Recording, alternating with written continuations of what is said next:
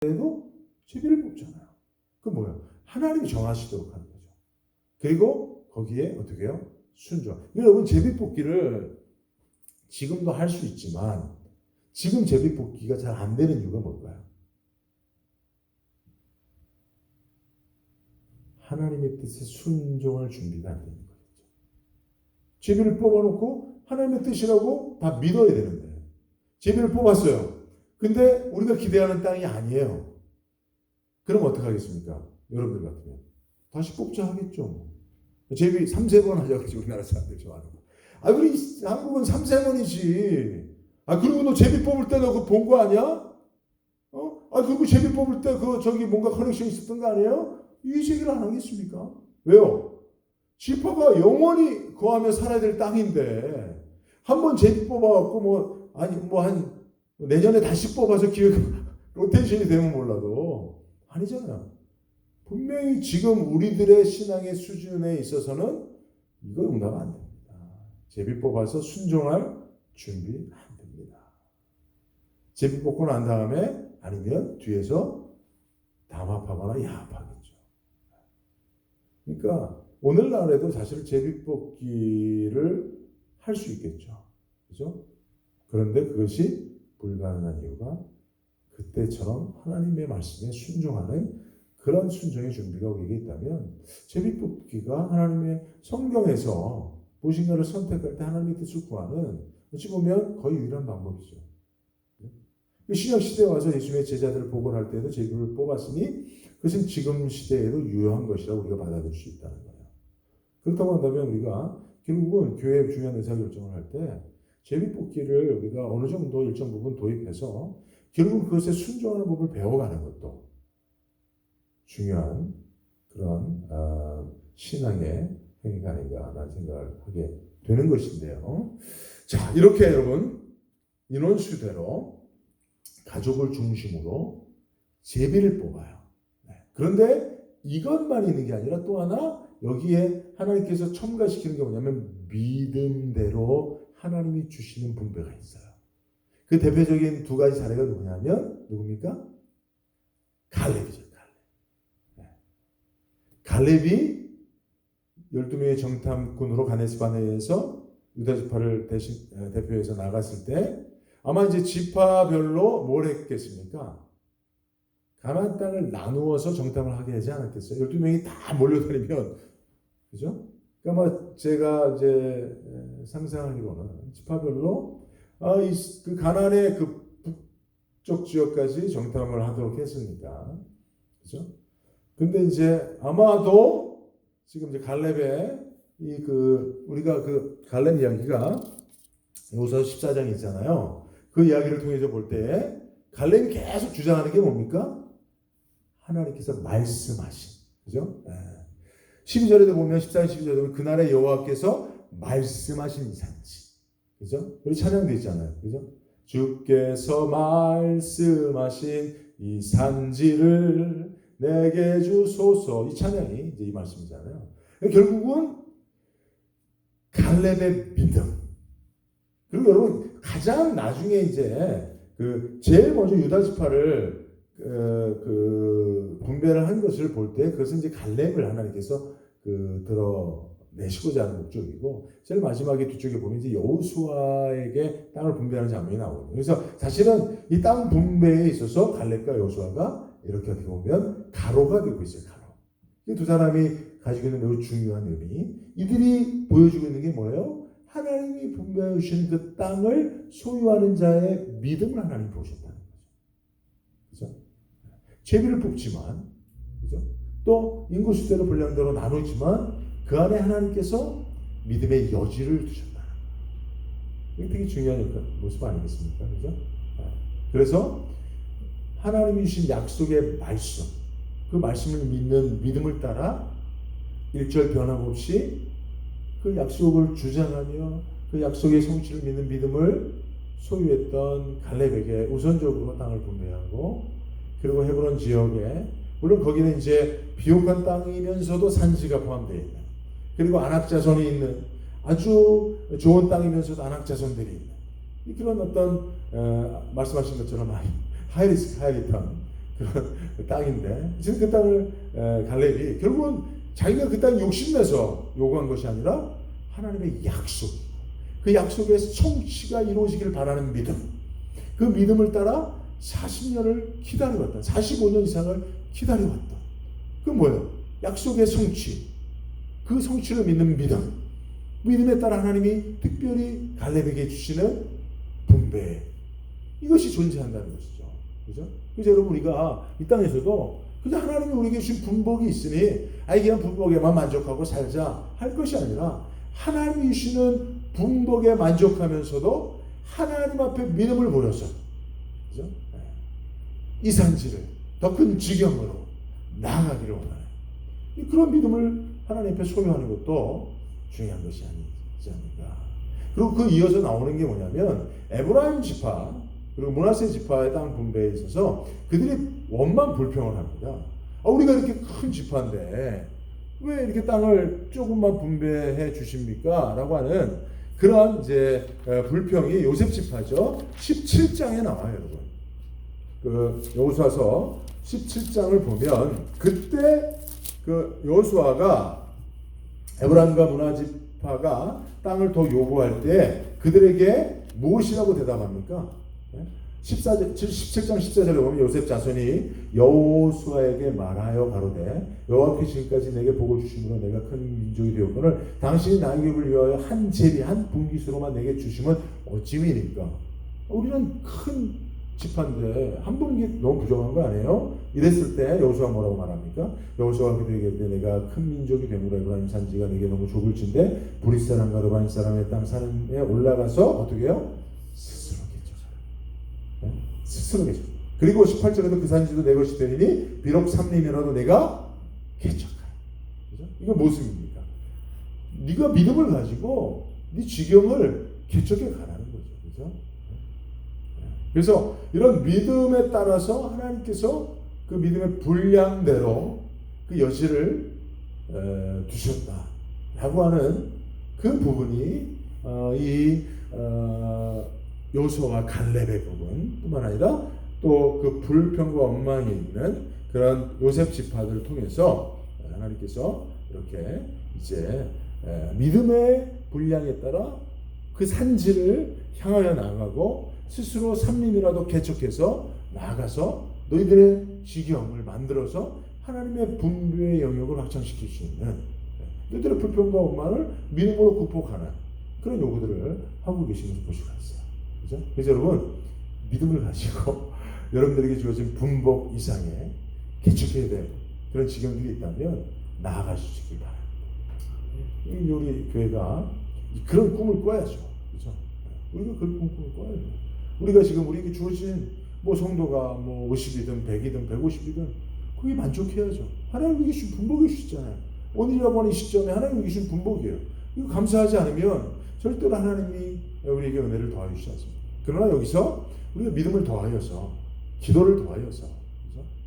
이렇게 나아가야 되는 거예요. 그래서 오늘 카페에 이렇게 이제 어제 제가 이제 전에 한번 말씀드렸던 여러분들 기도 제목으로 삼으시라고 제가 이제 여러분들에게 기도 요청을 하는데, 그 이제 딸 하나 이렇게 데리고 오신 분이죠. 제가 세리토스 리저널 파크에서 제가 이렇게 이제 만나서 교회 오시더라고 했던 분 아시죠? 그 이제 딸이 영어들트 예배 이제 나와서 어머니가 그 오후에 나와요. 오후에 이제 딸하고 같이 우리 이제 1시 예배에 나오시거든요. 근데 이제 아이가 이제 많이 최근에 많이 아파요. 근데 이거 이제 몸이 아픈 게 아니라 마음이 아픈 거죠.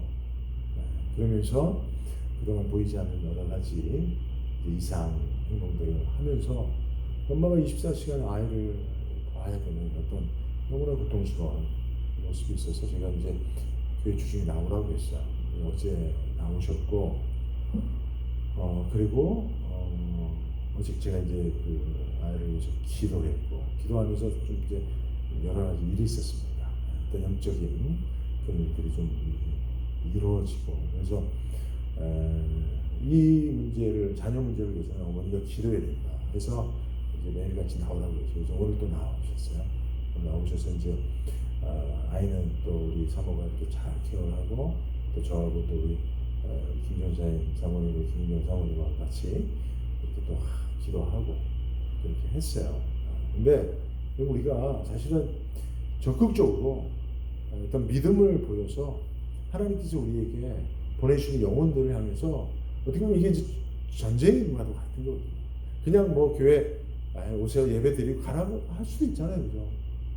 그냥 우리가 그냥 어찌 보면 힘들고 어려운 일입니다, 이게. 그죠? 그러나 이게 하나님께서 우리에게 주신 정복 예배, 그런 하나님의 기업이라고 믿는 거죠. 그래서 그 영혼을 정말 그 상처난 영혼을 치료하고 또 계속 이 아이가 환상을 보고 환청을 들어요.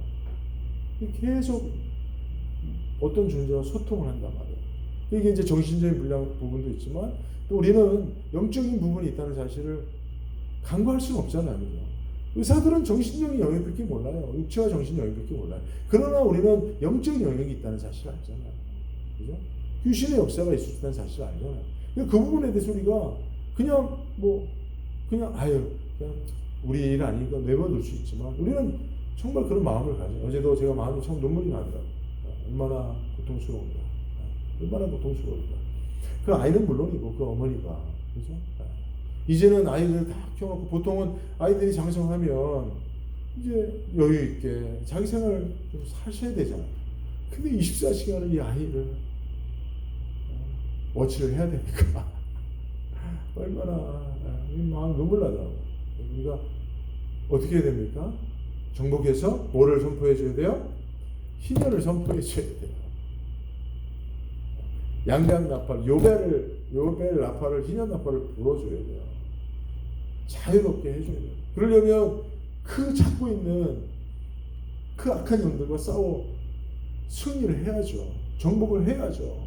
그래서 그들에게 하나님이 주신 기업으로서의 풍성함과 자유를 분배해 줘야죠. 함께 나눠줘. 그러니까 내 전쟁이 아니지만 그의 전쟁을 위해서 우리가 참전해 줘야 되는 거예요. 교회가 그렇게 그것을 위해서 우리는 믿음을 가져야 돼요. 하나님 앞에 더 큰 믿음을 달라고 구해야 되는 거예요. 이게 사실은 이제 여호수아서에 담아두신 하나님 말씀입니다. 이게 우리들에게 적용해야 될 부분입니다. 일들을 적극적으로 하지 않고서야 교회는 그냥 주신 분량을 가지고 여기가 좋소 변화산상에서 제자들처럼 얼마든지 행복하게 살 수 있죠. 그러나 땅으로 내려가야 돼요. 그곳에서 귀신 들린 아이를 인하여 고통하는 그 부모의 마음을 헤아려주고 그 아이를 치유해주고 기도에는 이런 이유가 나갈 수 없다는 주님의 말씀대로 어쨌든지 기도로 승부를 보고 그런 일들을 계속 해나가야 된다고 생각합니다.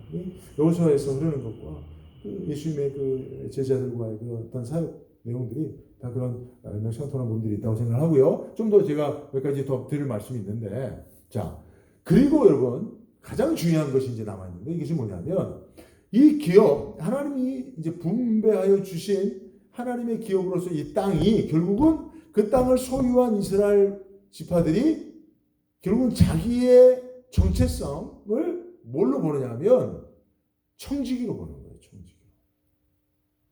그러니까 하나님으로부터 정복전쟁을 통하여 분배받은 기업으로서 그 땅이 내 소유가 아니라는 거죠. 그 분배에 있어서 가장 중요한 것은 소유권의 개념을 분배받은 자들이 어떻게 이해하고 있느냐. 하나님 이 부분을 가장 중요하게 여기십니다. 오늘날도 우리에게도 이게 제일 중요한 부분이에요. 하나님으로부터 우리 여러분 우리의 모든 세상 모든 것 하나님의 것인 줄로 믿으시죠? 그 가운데서 하나님이 하나님의 백성들에게 하나님의 기업을 분배해 우리의 소유로 삼게 해주셨다고 믿으시죠? 그랬을 때 우리가 그 소유물에 대해서 어떤 의식을 가지고 있어야 되느냐? 소유권에 대한 어떤 의식을 가지고 있어야 되느냐? 오늘 여호수아서에서 정확하게 얘기하고 있는 게 청지기라는 거예요. 주인의 것이요 잠시 맡아 관리하고 있는 청지기라는 거예요. 그래서 그것을 하나님께서 분배의 의식들 가운데 원칙으로 담아주시는데 자 누가 이것을 분배를 주도하게 하십니까? 하나님의 사람 모세와 여호수아 그리고 또 등장하는 사람이 누구예요? 누가 등장하죠? 14장 1절에 보면 이스라엘 자손이 가나안 땅에서 취한 기업 곧 제사장 엘르아살이 등장을 해요. 엘르아살과 눈의 하늘 여호수아. 어찌 보면 여호수아보다 엘르아살을 더 앞세운 거죠. 그죠? 제사장은 뭐 이스라엘 사람들에게 있어서 빼박켄트라고 하는데 뭐 다른 이론의 여지가 없이 그냥 하나님의 사람인 거죠. 하나님 일을 하는 사람. 그죠? 제사장. 직분 자체가. 그렇잖아요? 네. 이 제사장을 하나님께서 또 모세, 여호수아 뿐만 아니라 제사장 엘르아살을 이 땅을 분배하는 일에 참여시켜요. 주도적으로. 그 무엇을 의미하는 거예요? 이게 하나님의 일이라는 거예요. 하나님이 하시는 일이고 하나님의 소유라는 거예요. 하나님의 소유를 잠시 이들을 통해서 맡기셨다라고 하는 거예요. 그것은 아까도 우리 장로님 말씀하셨던 것처럼 분배에 대한 불평과 원망이 없도록 하시는 거죠. 이거 하나님의 것을 하나님의 뜻대로 하나님의 사람들을 통해서 하나님의 지도자들을 통해서 잠시 나눠주고 너희들은 잠시 이것을 관리하는 청지기로서 잠시 제한적인 소유를 소유하는 것이죠. 제한적인 소유 기간 동안만 소유하도록 하시는 것이다 라고 하는 것이 이 제1복기에 매우 중요하게 담겨져 있는 것인데 또 그것을 하나님이 드러나기 위해서 가장 강력하게 그것을 천명하시는 그 지파가 레위 지파인 거예요. 여러분 말씀을 보면요. 레위 지파 이야기가 이 분배마다 매우 중요하게 등장을 합니다. 자 보십시오. 13절 14절에 오직 레위 지파에게는 여호수아가 기업으로 준 것이 없었으니 이는 이스라엘 하나님 여호와께 드리는 화제물이 그 기업이 됨이 그에게 주신 말씀과 같은 거더라. 그죠? 네. 그리고 또 13장 15절 이하에서도 보면 여기 33절에 오직 레위 지파에게는 모세가 기업을 주지 아니하였으니 그죠? 네. 이는 그들에게 말씀하신 같이 이스라엘 하나님 여호와께서 그 기업이 되심이었더라라고 말씀하시면서 결국은 그 분배의 그 결론적인 부분에 항상 레위 지파를 등장시키십니다. 반복적으로 똑같은 얘기인데도 약간의 그 표현만 달리해서 레위 지파를 등장시킨 이유가 뭡니까? 이 13장 14절을 통해서 보면요. 자, 뭡니까? 레위 지파에게 하나님께서 다른 지파들처럼 기업으로 땅을 주시지 않은 이유가 뭐예요? 이는 이스라엘 하나님 여호와께 드리는 화제물이 레위 지파의 기업이 되는 거예요. 그럼 여러분 여호와께 드리는 화제물은 어디로부터 나옵니까? 다른 지파 그렇죠. 다른 지파에서 나오잖아요. 결국은 이것을 무엇을 말하는 거예요? 레위 지파에게 주어지는 하나님의 기업은 결국은 어디서 나오는 거예요? 다른 지파들에게 분배된 그 기업에서 나오는 거예요. 그러니까 그들이 다른 지파가 소유한 하나님으로부터 받은 기업은 자기까지 가는 거예요. 하나님이 레위 지파를 위해서 기꺼이 내어놓으라고 그러면 내어놓아야 되는 것이라는 거죠. 그러니까 그것은 뭐예요? 레위 지파를 위하여 주신 하나님의 기업인 거예요. 그런데 그것은 다른 지파에게 먼저 주어진 거예요. 그것은 무엇을 말하는 거예요? 하나님이 내가 원하는 대로 너희들에게 주어진 것이지만 내가 너희들 그것을 취하여 달라 하면 너희들은 나에게 기꺼이 주어야 된다. 내가 이것을 가지고 레위 지파에게 준다고 하는데 너희가 너희 소유라고 주장하면 안 된다 이 얘기죠. 그것은 무엇을 말하는 거예요? 하나님이 다른 지파에게 주신 기업들에 대한 소유권을 끝까지 주장하고 계시는 거예요. 그게 여러분 오늘날의 11조 개념인 거고 헌금의 개념인 거고 주일 성수의 개념인 거예요. 그것을 여러분 우리가 순종할 때 이 원리에 따라서 하나님이 주신 기업의 분배 원칙이 살아있는 거예요. 분배 정의가 살아있게 되는 거예요. 근데 지금 뭐 11조를 하느냐 주일 성수 이런 것을 가지고 논쟁하는 것은 여러분 이런 기본적인 원칙과 의미를 알면 그런 논쟁이 무의미해집니다. 여러분. 이게 뭐 신약이냐 군약이냐 따질 문제가 아니잖아요. 여러분. 그죠? 이건 하나님과의 관계성의 문제인데 여러분 하나님과의 관계성의 문제 속에서 신구약이 따로 존재합니까? 시대에 따라서 하나님과의 관계성에 대한 기본적인 원칙과 그 패턴이 달라집니까? 아니에요. 그러니까 여러분 이것을 접근하는 법들을 말씀을 모르면 이거를 뭐 나누기도 하고 해야 되느냐 안 해야 되느냐 논쟁이 있기도 하고 뭐 이거 다 무의미해지는 거죠. 이 말씀이 다 담아져 있는 것이죠. 그래서 바로 이제 레위 지파에게 기업을 주지 아니하시며 그들이 기업을 다른 지파에 하나님께 드려지는 화제물로 그 기업을 삼도록 하신 데에는 바로 이것이 있는 거예요. 그죠? 네. 그래서 여러분 절대적으로 우리는 하나님께서 우리에게 분배하신 그 분배된 하나님의 기업을 가지고 무엇을 생각해야 됩니까? 무엇을 생각해야 돼요? 이것을 누구에게 분배할 것인가 생각해요. 이게 첫 번째예요. 이게 첫 번째. 10의 1조는 뭡니까? 첫 번째죠. 하나님이 우리에게 주신 기업 첫 번째 초태생, 처음 것, 이것을 어떻게 분배하는 것이 하나님께서 우리에게 기업을 주신 그 분배의 정의를 따라 사는 것이냐. 이거거든요. 그죠?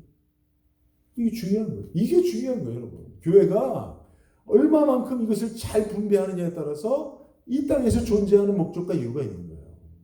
목적이 여기에 있다니까요. 하나님이 많이 주시는 것이 축복이 아니라 잘 분배하는 것이 축복이에요. 그래야 잘 분배하는 자에게 하나님께서 계속 기업을 주시는 거거든요. 정복하여 취하는 것이 목적이 아니라 취하는 것을 분배하는 게 목적이니까 취하는 능사는 그 취하는 데 하나님이 주신 축복은 분배하는 데 목적이 있기 때문에 여기가 형통하려면 분배가 뜻대로 이루어져야 되는 거예요. 우리가 분배를 잘 못하면 이게 메마르는 거예요. 그죠? 여러분, 그러니까 교회가 이걸 좀 정확히 그러니까 적용을 해보면 교회 재정이 어려우면 어떻게 됩니까? 우리는 교회가 재정이 어려우면 어떻게 됩니까? 세상에서는 재정이 어려우면 어떻게 합니까? 쓰는 것을 줄이죠. 지출을 허리띠를 졸여서 지출을 줄이죠. 분배를 최소화하죠. 하나님의 나라는 어떻게 합니까? 분배에다 목숨을 걸어야 되는 거예요. 하나님이 원하시는 분배에 초점을 맞춰서 재정을 그쪽으로 몰아넣어야 되는 거예요. 근데 이게 여러분, 목사님, 말씀은 그래도 교회 재정 운영은 또 상식적으로 세상적으로 해야 돼. 이게 문제입니다. 여러분. 이게 문제예요. 이게 말씀은 다 이해하고 아멘하지만 생활은 따로따로 하는 거지. 말씀대로 한번 안 해보는 거야.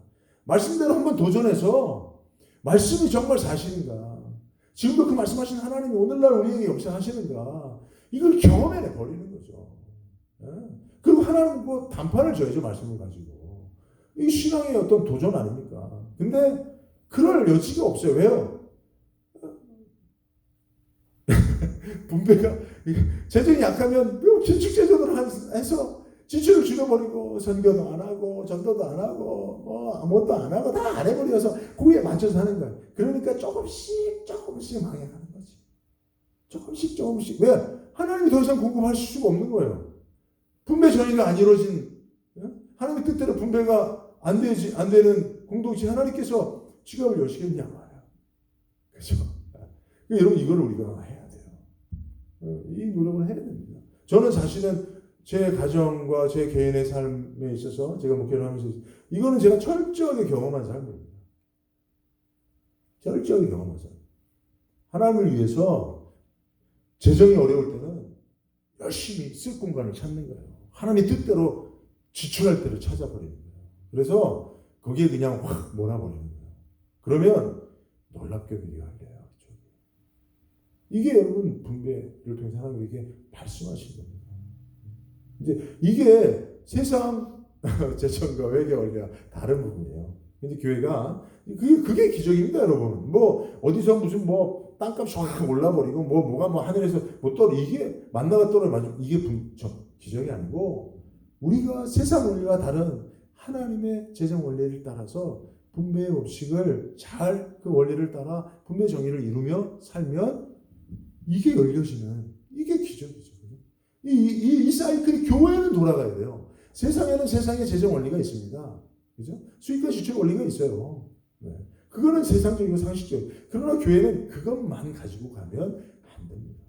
그건 세상 하나의 기관에 부속되는 거예요. 우리는 하나님 나라의 부속 교회잖아요. 그러니까 그 원리가 작동될 수 있도록 해야 된다라고 하는 것이고, 자, 이게 바로 그 13장 14절에 레위지파, 그 레위지파의 기업이 되어지는 것을 하나님께서 다른 지파들에게 분배했던 것을 다시 하나님 앞에 되돌려드리는 재분배 과정 속에서 이 레위지파가 그것을 기업으로 삼는 이 말씀이 이제 그걸 의미해주고 있는 것이죠. 그죠? 그리고 이 33절이 똑같은 레위지파에 대한 얘기인데 다른 표현을 쓰고 있어요. 다른 표현이 뭡니까? 이스라엘 하나님 여호와께서 그 기업이 되십니다. 그죠?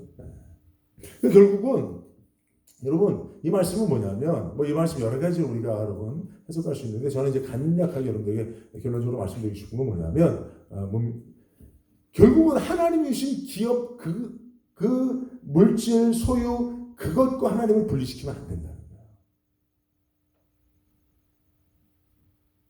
무슨 말인지 이해하시겠습니까? 그죠? 그러니까 레위 지파는 하나님의 기업인 거예요. 그렇다고 해서 여러분 레위 지파가 그냥 손가락만 빨고 있는 거 아니에요. 레위 지파에게도 성이 주어졌고요. 또 그들도 일정 부분의 가축을 그렇게 또 주어졌고 그 가축을 할 수 있는 땅도 주어졌습니다. 그러나 다른 지파들과 다르게 레위 지파는 오직 하늘만 바라보고 하나님을 기업으로 삼고 살아가는 다른 지파들의 모범이 되어지는 거예요. 그래서 레위 지파를 하나님께서 그렇게 두신 이유가 뭐냐? 우리가 세상에 가지고 있는 이 모든 소유, 우리의 모든 생명, 우리의 모든 것 다 하나님의 것이고 그 하나님과 이것을 분리시키지 말고, 그죠? 그 모든 것이 하나님의 것이요, 하나님의 소유가 하나님 우리에게 주신 것이니 우리의 기업은 그 소유 물질이 아니라 하나님이라고 하는 사실. 레위 지파처럼 하늘을 바라고 살아요. 그것이 레위 지파를 통해 하나님 우리에게 보여주시는 겁니다. 그죠? 그래서 결국은 그 레위 지파를 통해서 다른 지파들이 결국은 우리가 더 많은 땅을 얻는 것이 기업을 많이 소유하는 것이 아니고 더 많은 가축과 소유를 얻는 것이 더 많은 기업을 소유하고 풍족해지는 게 아니라 하나님을 얼마만큼 소유하느냐에 따라서 우리의 기업의 풍성함은 거기에 달려있다 라고 하는 것을, 그 레위 지파는 사실은 그런 의미 속에서 다른 지파들처럼 기업을 분배받지 않았지만 하나님을 바라며 하나님 안에서 더 풍족한 삶을 살 수 있도록 하나님께서 그들을 축복하시고 인도하셨다는 것이죠. 그죠?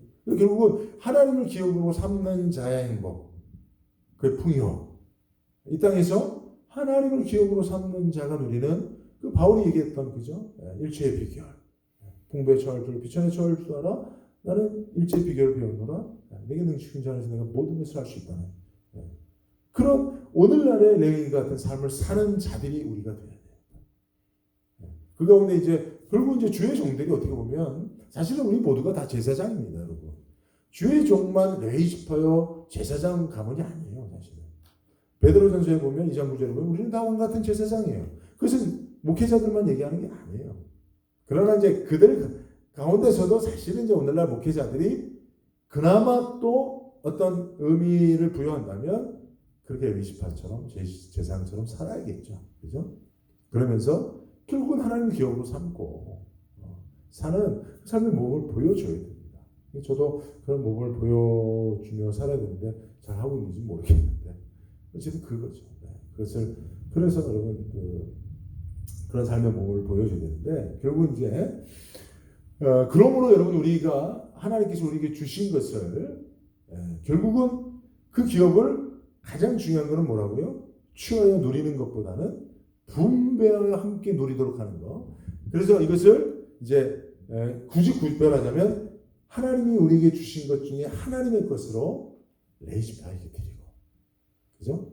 그리고 하나님이 우리에게 주신 것들 가운데 또 사람에게 나누어서 그 사람들의 몫으로 하나님이 나를 통해 주신 것이 있다고 믿어서 그 사람들에게 당연히 나눠야 되는. 그래서 여러분 11조는요. 이스라엘 백성들은 11조만 한 게 아니에요, 사실은. 10의 2조 이상을 했는데 왜냐하면 이렇게 레위 지파에게 하나님 앞에 드리는 것을 레위 지파를 통해서 이렇게 제물로 드리고, 그죠? 제사를 통해 드리고 이런 것들이 있었잖아요. 뿐만 아니라 반드시 누구에게? 고아와 가부와 나그네들에게 11조를 드리는 일들이 있었어요. 이게 하나님이 주신 기한에 따라서 그런 일들을 하게 했단 말이에요. 그럼 무엇을 의미하는 겁니까? 결국은 하나님이 우리에게 주신 그 기업은 내 소유가 아니라 하나님의 소유요. 그래서 거기에는 하나님의 것이 있어서 레위 지파에게 드려질 것이 있는 것이고 사람들에게 나눠주도록 주신 목이 있어서 그들에게 정기적으로 나눠야 된다는 거예요. 여러분들 우리가 이런 의식이 있습니까 오늘날? 없으면 성경대로 안 사는 거예요. 그래서 여러분 우리가 가장 주목해야 될 게 이거예요. 그래서 교회가요. 사실 성도들의 개개인의 삶은 이런 말씀대로 잘 살기 어렵죠. 그러니까 이걸 어떻게 해야 돼? 교회가 사역을 해야 되는 거예요. 선교 사역, 전도 사역, 구제 사역을 열심히 해서 이 분배의 원칙대로 성도들의 재정이 사용될 수 있도록. 그러면 여러분들이 너희가 이 말씀을 배웠으니 마지막 때 하나님께서 여러분들이 물으실 거예요. 너희가 여호수아를 배웠는데, 그리고 레위기도 배우고 모세오경도 배웠는데 내가 너에게 준 기업을 어떻게 잘 나누어서 분배해서 살다 왔느냐 물으시면 여러분 뭐라 그래야 되겠어요? 예, 제가 남가주 안디옥교회를 다녔는데요, 제가 남가주 교회를 통해서 하나님 말씀대로 다 했습니다. 하나님 제에 대해서 압수수색을 하실 거면 남가주 안디옥교회 재정부를 압수수색하십시오. 그러면 거기에 제가 드려진 헌금이 있고 그것이 어떻게 사용됐는지 다 나와 있습니다. 그게 증거입니다. 이렇게 돼야 돼요, 여러분. 그래야 우리가 하나님 앞에서 떳떳할 거 아니에요. 그죠? 사실 개인이 이런 말씀대로 다 살아내기 어렵습니다. 교회가 이걸 해야 돼요. 그죠? 이게 교회의 재정에 매우 중요한 원칙이고, 힘들고 어려워도 흔들리지 않는 원칙이 되어야 된다. 그죠? 이게 이제 내년도 제 목회 계획 가운데 재정 중요한 원칙을 오늘 여러분께 말씀드렸습니다. 이게 이제 결국은, 그래서 여러분 이게 이제 또 여기 이게 이제 좀 확대된 개념으로 보면, 여러분 이런 하나님께서 우리에게 주신 소유가 우리 개인 것이 아니라 하나님의 것이라고 하는 걸 천명하는, 또 그 7년마다 천명하는 게 안식년이고, 안식년 7번째 49년 전에 50년째 천명이 희년인 거잖아요. 그때는 어떻게 해요? 소유를 다 다시 돌려주는 거예요. 그래서 여러분 사유재산도 허용이 됩니다. 사유주의는 사유재산을 허용하지, 공산주의가 사유재산을 허용하지 않죠. 그죠? 그러니까 여러분 사실은 사유재산을 허용하죠. 기업으로 주신 것들을 우리가 다 사유재산으로 드리고, 그러나 단 안식년이나 특별히 희년을 통해서 이것을 하나님이 주신 것이라고 하는 천명, 그 믿음의 고백이 있다면 그 이후에 하나님은 또 사유재산으로 하나님 주신 기업을 누릴 수 있는 그런 허용하시는 거죠. 그죠? 그런 원리들을 따라서 여러분 이 세상에 뭐 자본주의니 사회주의니 공산주의에 대한 그런 옳고 그름에 대해서 성경을 기준으로 잘 우리가 분별을 할 수가 있어야 된다. 라는 것을 또 한번 말씀드리고 오늘은 여기까지만 하도록 하겠습니다. 혹시 질문 있으시면 질문을 받도록 하겠습니다.